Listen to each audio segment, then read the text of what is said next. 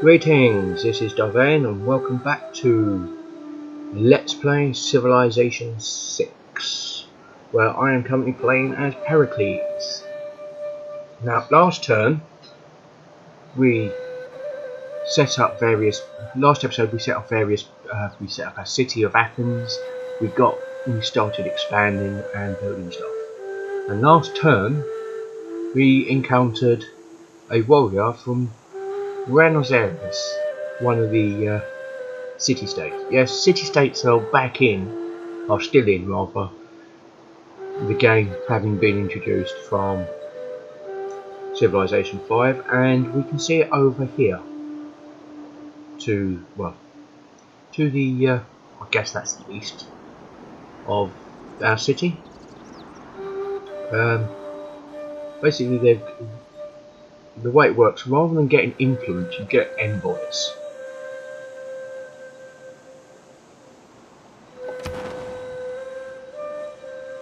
And what we see is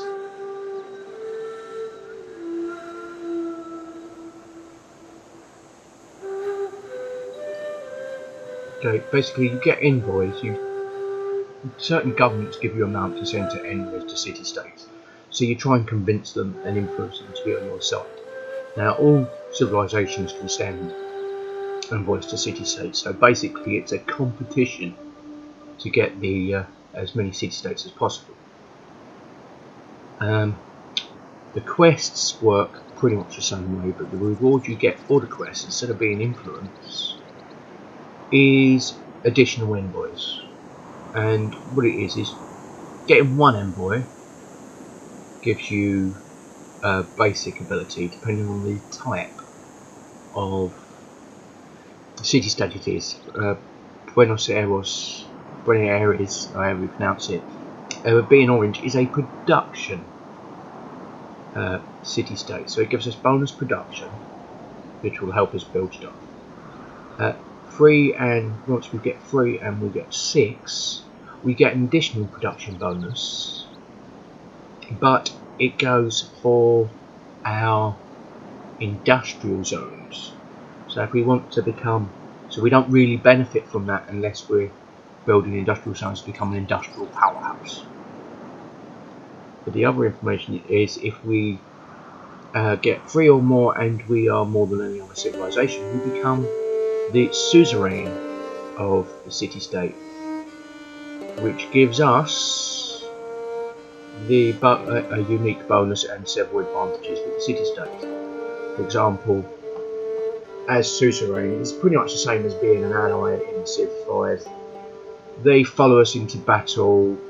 We can enter their lands. We can actually improve their tiles if we wanted to, because we get access to their resources. So if we want to, if they've got a luxury and we need a luxury, we can actually send someone over there to improve it for them.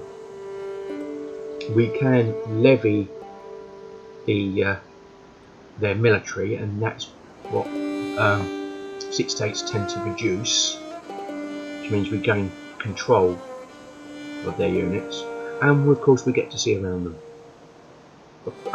In addition, all city-states have a unique ability. In this case, Buenos Aires is our bonus resources behave like luxury resources. That is useful because there's no universal happiness now.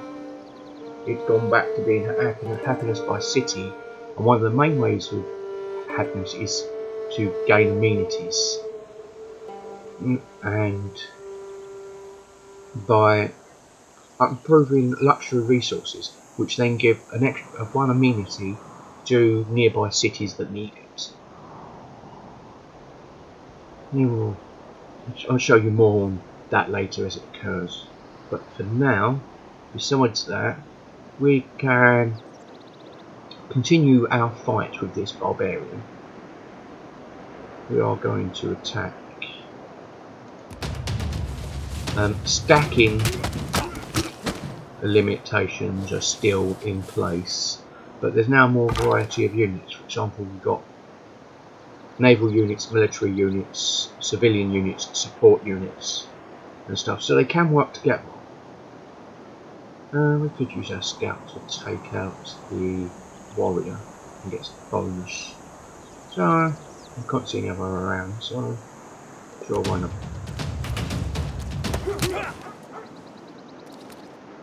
Right, scouts have the benefit that they advance by exploring, so you don't strictly have to fight to improve them. Just exploring the land tends to improve them as well.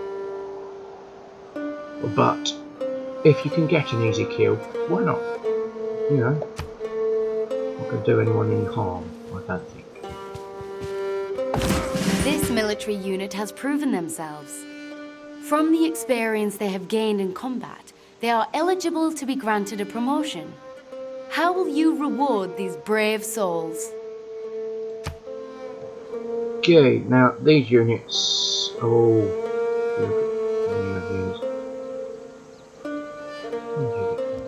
The units all have classes with their own, and each class has their own promotion. For example, see, we'll attack you, that won't do us, that just does harm. So let's do a promotion. For example, this is the melee promotion, which gives us the option to give us bonus for attack, or bonus when defending against ranged attacks. We can choose them, and it's kind of path. As you choose them, you can go and choose others, depending how you go. So, for example, we can see a warrior, a scout. So the general +7 combat strength versus melee and ranged units is probably the best one for our warrior. Promotions take a turn. They don't move or heal or anything like that. Although promotions, as well as improving, also heal. So it's a good way of saving a unit if you can. We have the same with our scouts. Scout has a reconnaissance class, recon class, has a completely different set. In this case, it's faster movement ranger, which is faster movement in hills and woods, or alpine, which is faster movement in hills. So woods and rainforest and hills. So looking at where we are, generally because it's 2 types, we will go for. Let's go for the ranger. That gives them more chance to go through the woods. And that's our turn.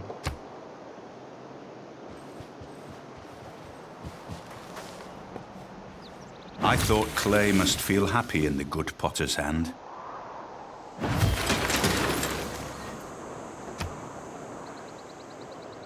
Okay, so we got our scouts, and we're going to carry on exploring. It would seem we have finally tracked the barbarian raiders plaguing these lands to their source. We must destroy this stronghold or risk future attacks. Okay, we will move away, but we have found a barbarian encampment. They will continually spawn. So what we've got on our abilities over here, what we've got.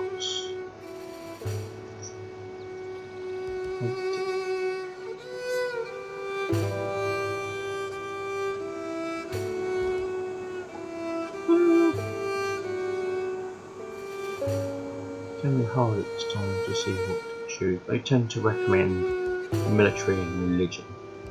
Since we've not really got that. So we've got to build a pasture. And go for the wheel. Now let's go for bronze working. Because that will reveal iron, which is another strategic resource for us. We will need that.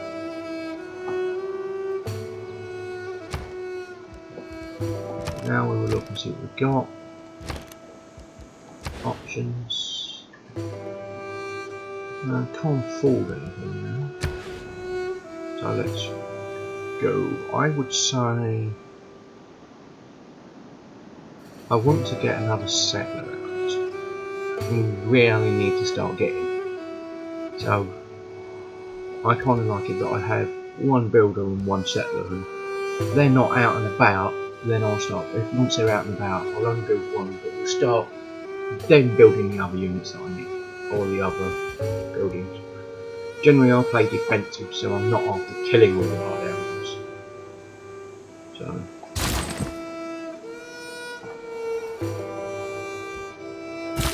Now, the interesting big change with builders is simple. Instead of having them, they now work like workboats, except that we can use them a number of times. So instead of being able to just go out and build stuff endlessly, including roads, they will actually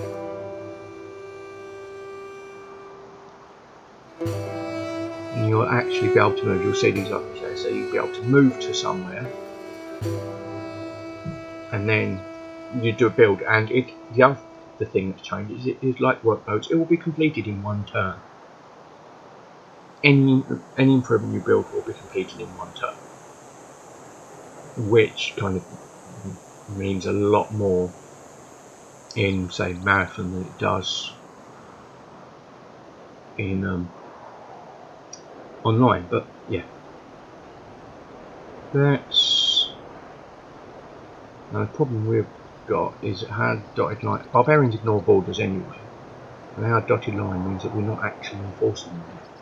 That will come later, but first, so with this scout here, we don't really want to lose our builder yet. So we'll move him here, and we will build a production on the Jade. Eureka! Your mining operations have given you the ability to create an axe. Will the wheel follow? This is the scan text. We now boosted our knowledge of the wheel technology. So when I show you here, when we look down, that's actually only 5 turns. We could change that actually. We'll learn the wheel because it's not going to take us that long. Now we've not. Meanwhile, we will carry on sending our warrior towards the barbarian encampment. So there you go.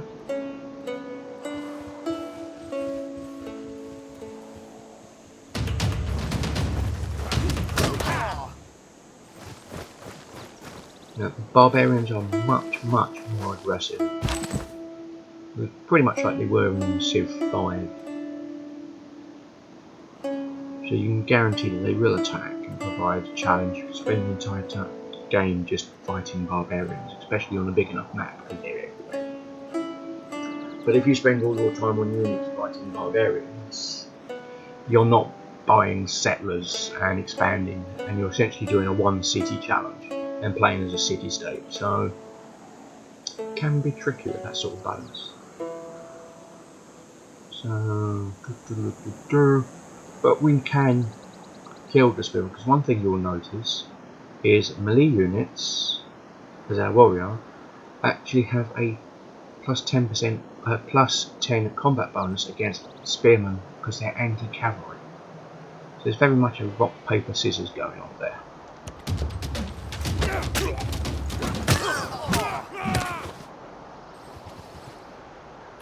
And in doing so, we have completed the camp. We've got an inspiration. Your soldiers hope that your victory over a barbarian outpost is the start of a long line of military successes. Yeah, let's. Our city-state neighbors have made a request of us. If we can impress them, I think they will reward us handsomely. So we've found a second city-state. This is Jerusalem. which is we're not the first to send them. If we complete the quest, which is trigger an inspiration for foreign trade, we get a free one. They're actually, being religious, they provide faith, and in their unique bonus is Jerusalem automatically converts to the religion you founded and exerts pressure for that religion as if it were a holy city. So you essentially get a second holy city, which is interesting. Good if you're playing a religious game. I generally just try and fight against religion.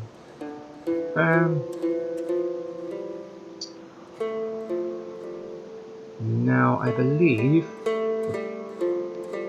there's a lot of... I really want to connect my resources up first. So I'm gonna, and it looks like they've spotted our city, so we'll be running away. So I will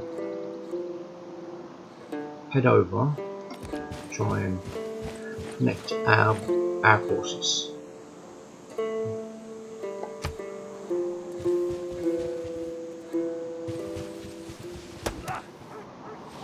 And city-states are also quite aggressive, so they will go around attacking barbarians.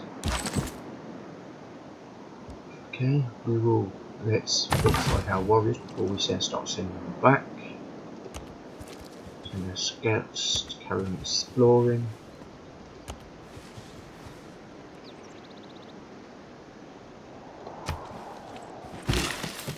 We want to get +1 improvement and the horses, so we'll do that. Eureka! With animals now domesticated into pastures, it's time to learn to ride. The knowledge of horseback riding is advanced considerably. Nice.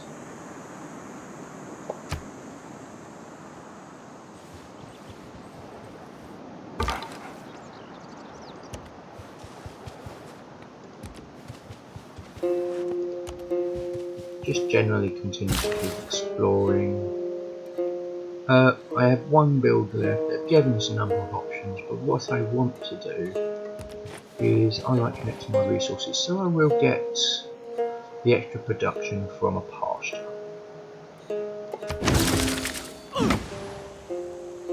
With the land around our first city developing quickly, we can fine-tune our production techniques. The development of craftsmanship is now complete. Skill without imagination is craftsmanship, and gives us many useful objects, such as wickerwork picnic baskets. And thanks to that bonus, we've now completed craftsmanship. So that means we get to change policies if we want to. Now we have additional production plus 50% towards melee and ranged units if we're going to use them. We're not actually building the units though, so not really much point. It's not much of a bonus. And to be fair, we're not playing military, so it's not likely we're going to need it that much. In terms of economy though, we will probably be building quite a few builders. Builders are good, basically. Once we've used our 3, we'll need 3. As we expand, buy more land, we'll want to improve it. So Ilkham is pretty good. Luckily, it's not quite better than an extra production in all cities. So, but what we will do is we'll use it to replace our wild card slot now. So you get, normally where you're only playing these two, but the abilities of the Greek is you do get the extra wild card policy. There is no diplomacy, and we haven't got anything else yet. So we'll set it like that. That's good. We'll do that. Because pretty much next turn we're going to do another builder to try and connect our Padilla. Okay, choose a civic. Now we've got military tradition because we cleared the outpost, so I'm going to take that. You'll notice we not only have we got another military thing, we actually have a wildcard policy, which shows you the basic way these work. They basically give you additional Great People points, and that's where you'd get them. You can also get them from your districts and other things, but generally opening up a wildcard policy slot, if you're playing for Great People and putting some of the wildcard policies in, is what you're going to do. And that's generally good for a rush if you're trying to get a religion, for example. So, we're done here. Hello, I am Hojo Tokimune of Japan, a humble disciple of Bushido. So we've met Japan and its leader. Would you like to visit our nearby city and sample our hospitality? Thank you, friend. So we've basically turned and said, hey, would you like to visit us? After meeting another civilization, you see the need for new ways to communicate. Your knowledge of writing has advanced considerably. Sometimes the wheel turns slowly, but it turns. Okay. Let's start bringing the warriors back a bit. Because they're not doing much good for us, don't they? Scouts can continue exploring. Lots to explore. Note that we don't know where the Japanese city is. Japanese Empire. We'll look what we got. Show you some of this. We'll show you some of this later. But basically, what you'll notice is the most important. You've got agendas which describe the driving forces behind the way the AI plays.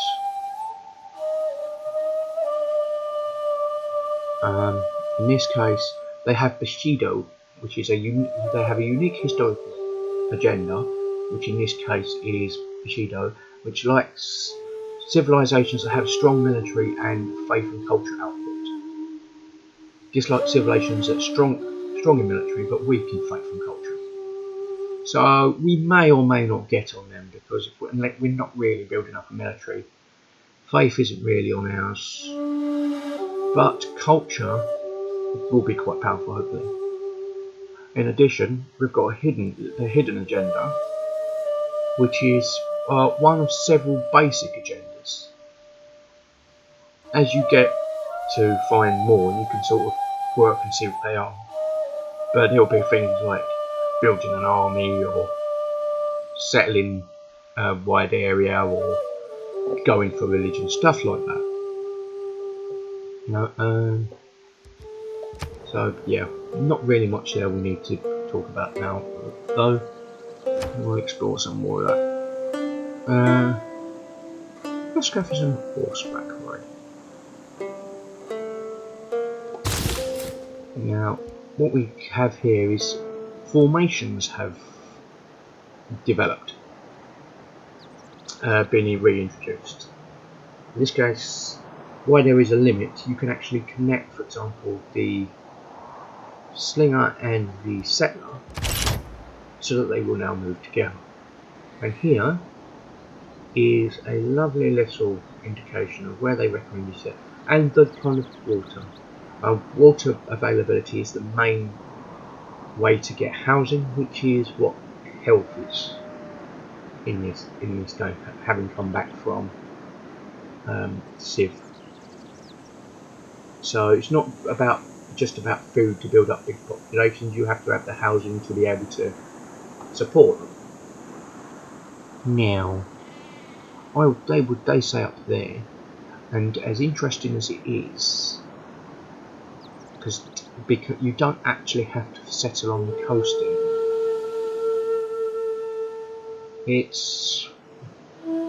Although cities now take larger area, you need to be 3 hexes, as was Civ 5. You don't have to settle on the coast. I mean, if your city centres on the coast, you can start building C units from there. But if we were to settle up here, for example, we could later build a harbour district on a coast that we have, so that we still get access to the sea. So it's not a total loss. But for now, I'm going to say out of all of those, I am actually going to settle next to the sea. There is another reason here. I am going to say down there.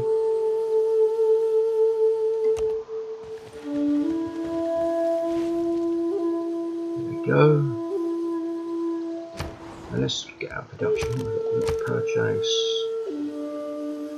Now we can actually build the units that we want, which is a good place to quickly replace the slinger in the early game. So we're not leaving our initial city completely undefended. It doesn't leave us much. We can have start building. We got 3. Well, we can start building, buying some of these. Because right now, expanding your land is good. That's the best part. Yeah, we will buy that one, which will shift the border growth to somewhere else, one of the other 30s. I tend to like spending money to give a bit of direction and to advance where it's going. Meanwhile, we've got a builder. We build a heavy chariot, we don't need one. And we've got a couple of other buildings that we could use. First, let's get a builder. We put it in a policy and it's going to do us good. Okay.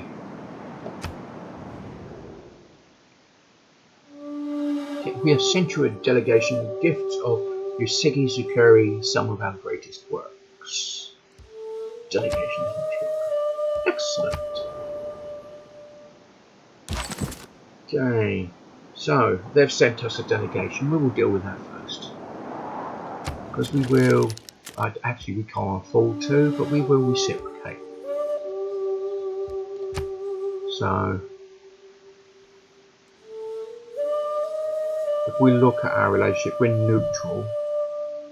Got a couple of ways how to do it on how to raise a relationship, but we have +5 for an unknown reason.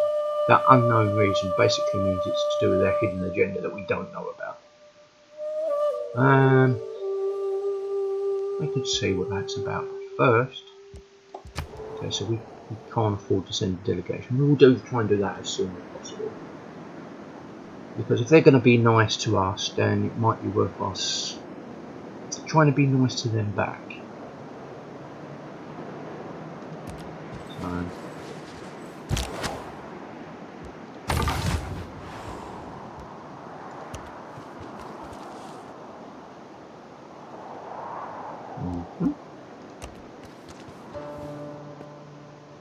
that looks like it's the Japanese Empire there. Yep. So we've just found the edge of them.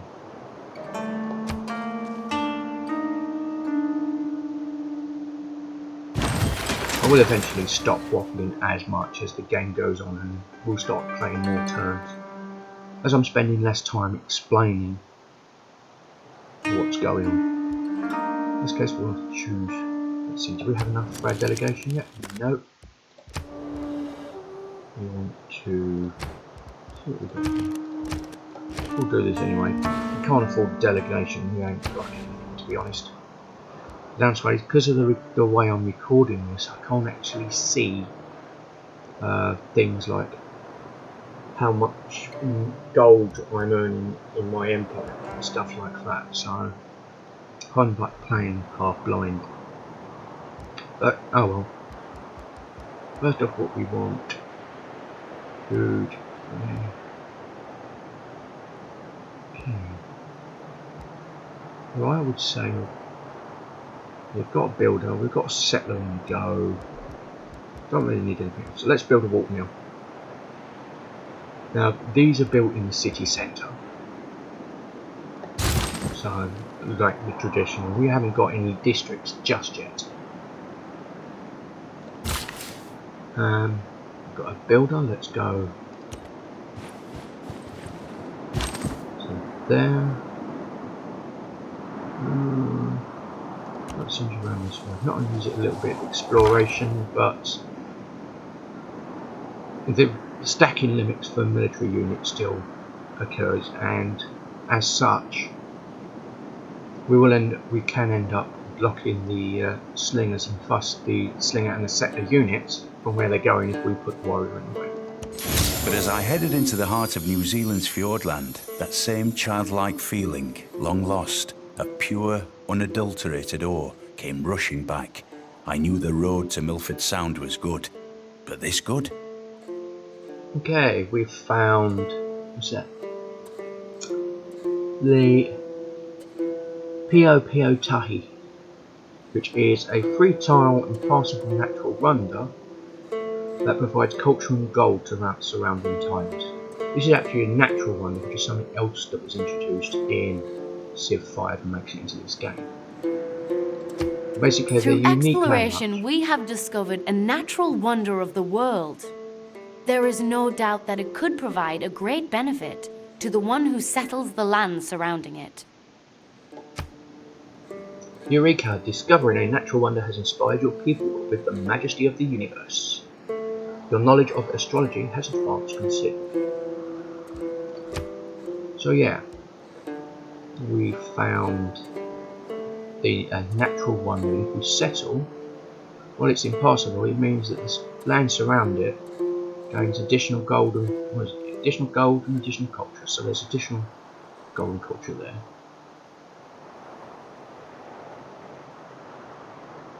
So yeah, we're done. Yeah, not really going anymore.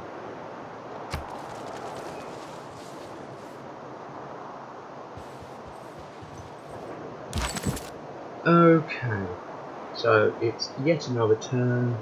We've done another half-hour episode, so I am going to call it there. It's been another, well, I would say slow, because I can't actually see what turn. Unfortunately, the way my recording software is, it covers up some of the corner elements of the UI, so not really able to see. I mean, although saying that, it does have the option on here. So we've done 19 turns already. That's not bad. Although saying that 19 turns on online means we actually got pretty far. So we will save this one. Actually, don't want to save it as you do now. I'll delete you. Yes, we will. Right, let's save again. Let's do that properly. We will change it up here.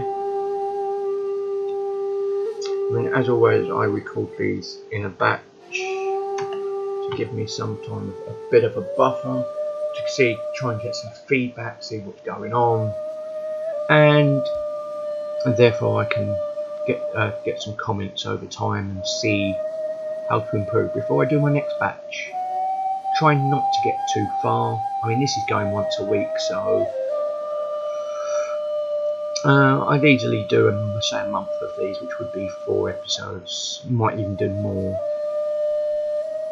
So, but as always, if you like what you're seeing here, be sure to like, subscribe, and comment. And as always, this has been Delvain. This is Let's Play Civilization 6, and until the next time, goodbye.